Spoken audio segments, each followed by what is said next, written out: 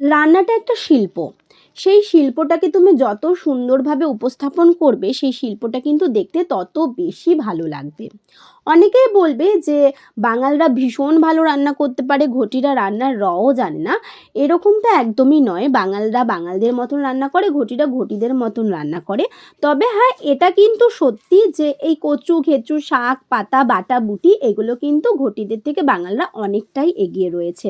কারণ আমি বাঙাল বাড়ির মেয়ে, ঘটি বাড়ির বউ। আমি ছোটবেলা দিয়ে যেরকম খাবারগুলো খেয়ে এসেছি, এদের বাড়িতে এসে কিন্তু সেরকম ধরনের খাবার খাই না। তবে এখন এমন একটা পরিস্থিতি এসে দাঁড়িয়েছে, এখন তো আমরা ঘটি, বাঙাল সমস্ত কিছু মিলেমিশে একাকার হয়ে গেছি। এখন ঘটিরাও কিন্তু বাঙালদের মতনই ওরকমভাবেই রান্না করে। কচু, ঘেঁচু, পাতা বাটা এই সমস্তগুলো খেয়েই থাকে। তো সেখান থেকে আমি বলব যে রান্নাটা হলো মুখের টেস্ট অনুযায়ী খাওয়া।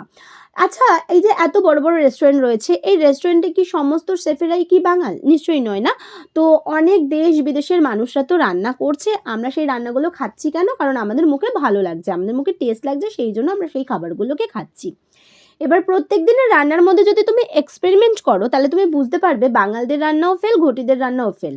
তোমার রান্নাটা পাস করে গেছে। তোমার রান্নাটা আরো বেশি খেতে ভালো লাগছে।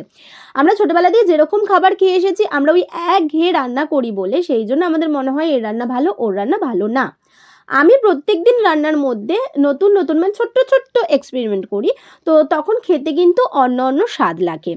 আজকের রান্নাটায় যেরকম আমি একটা বেগুনের গায়ে মাখা হালকা টাইপের করেছি।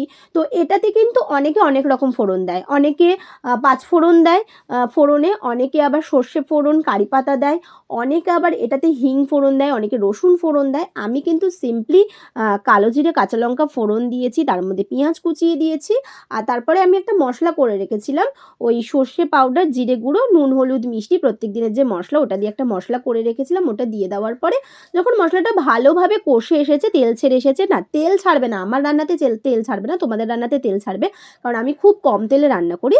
তো যখন দেখলাম যে মশলাটা ভালোভাবে কষে এসেছে, তখন জল দিয়ে দিলাম। আর ঝোলটা যখন ভালোভাবে ফুটে এসেছে, তখন আমি দিয়ে দিয়েছি কি ওই বেগুনগুলোকে, ভাজা বেগুনগুলোকে দিয়ে ঝোলটা ভালো করে একটু ফুটে আসলো, গায়ে মাখা হয়ে গেল। খেতে কিন্তু ভীষণ ভালো হয়েছে। এবার অনেকেই বলবে আমি এরকম করে করি, আমি ওরকমভাবে করি। আমি বলব, আমি যেরকমভাবে তোমাদেরকে দেখালাম একবার হলেও খেয়ে দেখো, ভীষণ ভালো লাগবে কিন্তু।